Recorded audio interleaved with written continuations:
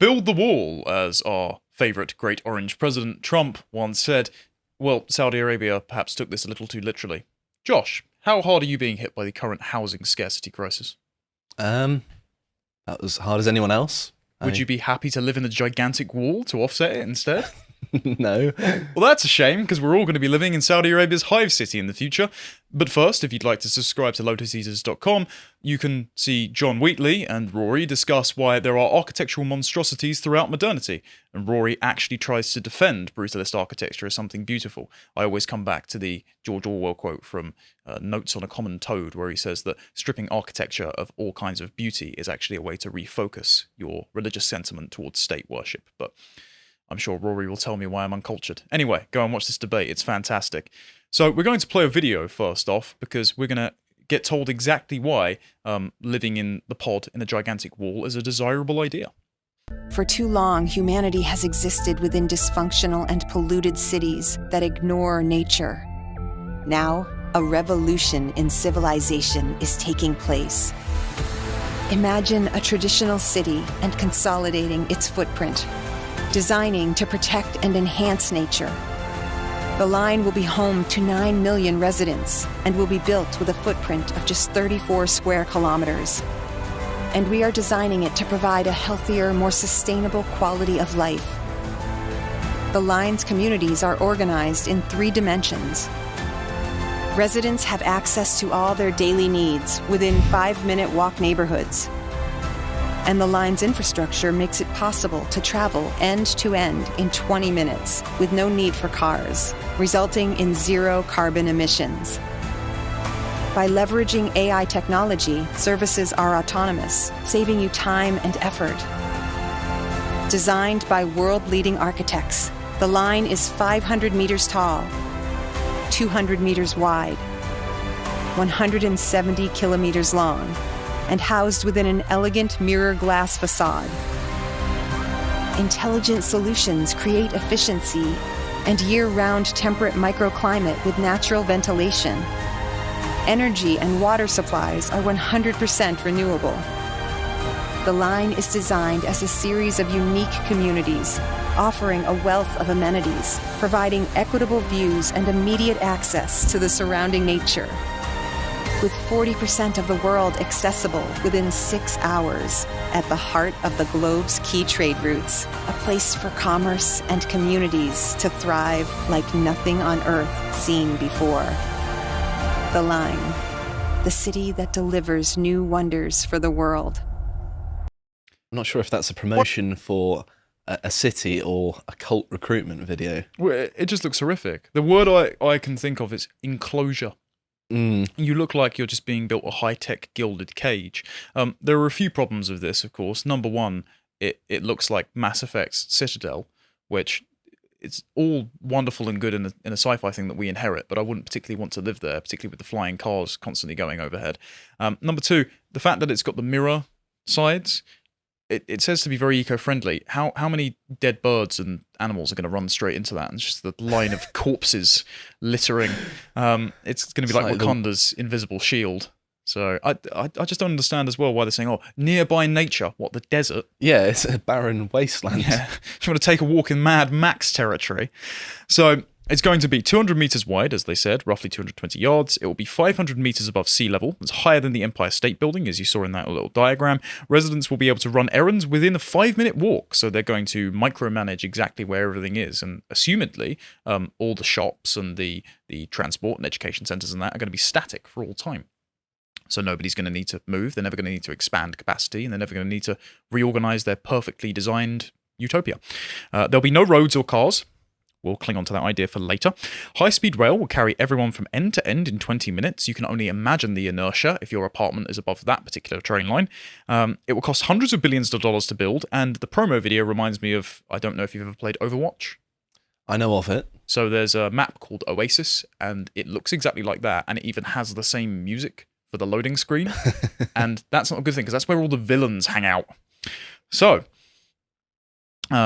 Saudi Arabia is actually taking a lot of UK engineering. There's a Telegraph article on this in the next one. Apparently, this was paid. They paid the rugby game to advertise this. So alongside Pepsi commercials and things like that, people were very confused to see why this was advertised during the Six Nations. The ads promoted the audacious, and some might think far-fetched, plan to launch a 105-mile strip in 2030 with no cars, roads, or carbon emissions. Instead, the line will run on renewable energy, providing shelter to 1 million residents. It is yet another scheme dreamt up by Crown Prince Mohammed bin Salman, bastion of democracy and transparency, as part of his 400 billion NEOM project, a desert settlement where residents can visit in glow-in-the-dark beaches, watch cage-fighting robots, and drink alcohol. Either way, the line could provide a lucrative opportunity for British construction businesses, although many remain sceptical. Now, when he's saying cage-fighting robots and all this, it just sounds like the city from Alita Battle Angel. I'm not familiar. Okay, so it's this sort of central cyberpunk dystopia where they watch cybernetically augmented people fight in a coliseum doing a racetrack where it's like no-holds-barred violence. Or it sounds like, what was the Hugh Jackman film, Real Steel, where it's the real version of Rock'em Sock'em Robots and they're just the gigantic robot wars thing? Are we really going back to the early 2000s now? Is that what we're doing? So in the next article, the 75-mile-long skyscraper is mirror-clad. It'll be 5 million people, apparently, in the Saudi Arabian deserts. That's quite up from the 1 million figure before. It has a high-speed railway, a sports stadium, and vertical gardens where vegetables will be harvested by robots. Sounds very Matrix. Leaked architectural designs claim that Mirror Line, an entire city of 5 million people built on stilts as high as the Empire State Building, will be the largest structure in the world and claim to bend to the curvature of the Earth. Vertical farming will be integrated in the building so that residents, who will pay a subscription fee to have 3 meals a day, will have their vegetables autonomously harvested and bundled and taken into their co-living kitchens. You'll live in the line and you will be happy. Yes, exactly. We'll come on to that in a moment. If the Mirror Line is successfully completed, it will run from the Gulf of Aqaba through a mountain range which will house the Saudi government and into the desert plains, according to the documents. Now, again, notice, your vegetables will be autonomously harvested. So you will have to pay a subscription service to have a plant-only diet. And suddenly, if you say something against the Saudi government and do something incorrect, the algorithm will turn off and you won't be able to eat. You'll be stuck in the line in the middle of nowhere and won't be able to access transport to get out of it. Because, of course, there's no privately owned transport. There's no cars. There's only the planes that will come in and out through wherever the hell the airport is for this place, and the trains. So, The Guardian has a lot of photos on this, so we'll as I'm reading, John will be able to scroll through them, and we'll see what basically looks like a Destiny map there. It looks like the Mars, the Venus map, where you go for the Black Gardens. So I can't wait for the Vex to invade. Multimedia presentations have added color to what until now has been a concept that even some of the project's planners found it difficult to visualize. The slickly produced films show a megacity that partly resembles the Death Star with hanging gardens. Residents will have all daily needs reachable within a 5-minute walk, while also having access to other perks such as outdoor skiing facilities and high-speed rail with end-to-end transit of 20 minutes. Don't you want to go skiing in the Saudi desert, John? Neom was partly conceived as a divergence from tradition and from the sclerosis of the past 4 decades, in which leaders have doubled down on a hardline interpretation of Islam, maintaining inflexible societal standards. So this is being marketed to liberalize Saudi Arabia, but to me it sounds like a technocratic totalitarian hellscape, and that looks like a map from Crisis. It does, yeah. I was just thinking that. It looks like the destroyed New York one. It also looks like there's going to be horrendous problems with condensation, and also that the top is open as well. What happens if there's a sandstorm? You just get loads of sand in there. Yeah, you're right. What happens if the climate control turns off because there's a shortage of the AI or the generators, and suddenly it's so humid and we're just coated and it looks like Tatooine? It just sounds terrible. It's like a new Pompeii's going to happen. With little access to the site and only 8 years before residents are meant to move in, it's a lot to take on trust, said one consultant who works closely with the Saudi government. And then there's inertia in the system. It's hard to exercise that. So apparently there's problems with working conditions. You're doubtless going to get the same thing as when Solzhenitsyn documented the building of the Soviet canals, people dying on the job and just having their bodies concreted over like some serial killer's garage. We saw that with the Qatar Stadium, of course, where the footballers who are all taking the knee are going to go and definitely not protest the Qatari regime while they play. So then, all of this sounds very much like you've presaged. The wonderful article by Danish Environment Minister Ida Auken that I always love coming back to for Forbes. Welcome to 2030. I own nothing, have no privacy, and have never been better. There we are. This absolute gem. She talks in it about the expropriation of property ownership, the common use of property. As soon as you leave your house, it will be used for business meetings. The fact that you will own no cars, everything will be reliant on public transport, everything will be funded by renewables, everything will be delivered by drone, and everything will be a subscription service. That sounds an awful lot like this, doesn't it? And I wonder why. Perhaps it's because Mohammed bin Salman's foundation is partnered with the World Economic Forum. I'm not surprised whatsoever. No, it's almost like the global technocrats with no moral consideration have no problem with a man who decapitates, well, I'd say journalists, but Al-Khashoggi was actually a friend of bin Laden, so I'm not going to cry too many tears over spilled milk for that one. But still, not a good guy. So what will this produce? And I think I wanted to include this segment because I'm sure we're going to have a bit of a loggerheads over the psychology of this, but I am concerned that it will reproduce the same sort of symptoms as the mouse utopia experiment, John Calhoun's. For those who aren't familiar, I know it's been touted a lot. The mouse or rat utopia experiment, John B. Calhoun, who was an animal behavioral psychologist, enclosed four pairs of mice in a 9 by 4.5 foot metal pen with all the food and water they needed, and provided by water dispensers, tunnels, food bins, and nesting boxes. He made it impenetrable to predators. So it's a lot like the Gilded Cage I said. They became the inhabitants of Dostoevsky's Crystal Palace, something that Nick and Dixon and I will be covering on the book club for Notes from Underground. They're beset by only eating cake, sleeping, and busying themselves with the continuation of the species. And he actually believes, of course, that because humans have autonomous free will and they'll just destroy something if Utopia comes along and we'll be too bored. Well, animals with a limited ability for cognition won't do the same thing. Calhoun's intent was to only observe the effects of resource abundance on population density, not only of rodents but of humans. I shall largely speak of mice, but my thoughts are on man, he said in a comprehensive overview of his report.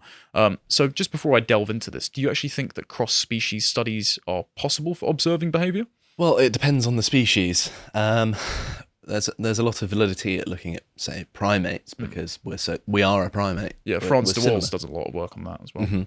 But I think that although it might be emotionally appealing to look at research like this, human beings aren't mice and we behave differently to mice. I know that's difficult to comprehend. I know we eat a lot of cheese, but... Yeah, I certainly do. I think... So, of course, in your actual psychological background, yes, I do think, though, it's a very useful analogy for describing the effects of population density and stacking humans into high-rises with confined spaces with limited access to private gardens, or even just the idea of going to separate rooms for different things like a kitchen or bedroom, and your effects on human psychology, this sort of I think hypercompression and compartmentalization. I certainly think that the population density argument is a good one, that when you have people stacked on top of each other, it is sort of crazy making. It's not healthy for human psychology because you wouldn't have experienced that. Normally you would, in a kind of the environment in which we evolved, we would be moving about, rarely coming into contact with other people, and when we came into contact with other people, the chances are it would be a sort of frosty relationship. We wouldn't be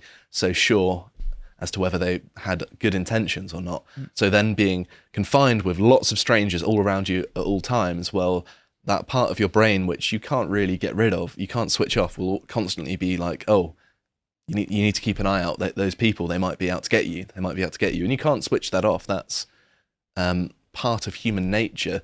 And if you're constantly surrounded by people, it's going to raise your baseline sort of anxiety level because you're constantly having to look over your shoulder because of what evolution has programmed you to behave like. And disarming ourselves of a conscious version of this predator detection response, putting it into the subconscious, it can drive certain neuroses when we're only focused on ourselves and not focused on resource procurement. When we've got an abundance and we don't have to trade with other civilizations, for example, then that means that all our problems become introspective.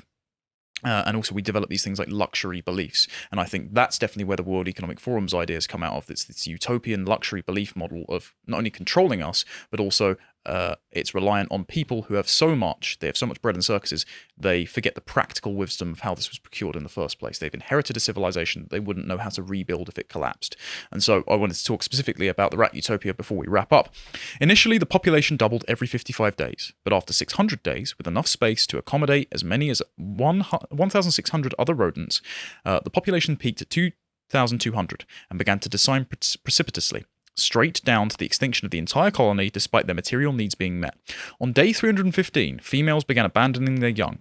Males relinquished defending their territory. Both sexes became more violent and aggressive. Deviant behavior, sexual and social, mounted with each passing day. The last 1,000 mice to be born tended to avoid stressful activity and focus their attention increasingly on themselves. They were nicknamed the beautiful ones, and this is the idea of behavioral sync. This is the idea of self-obsession. This is, as we see and believe in the human societies, the people that are performative on TikTok, and like the nurse who mimicked how she was distraught about her patient dying for clicks, even though it was all set up. And I'm just going to read briefly from an article, I believe it's in the description, from Fee, the behavioral sink of self-destructive conduct in Calhoun's experiment, which he replicated on numerous subsequent occasions, has been mostly interpreted as resulting from crowded conditions. Demographers warn that humans might succumb to similar aberrations if the world population should ever exceed some imaginary optimal maximum.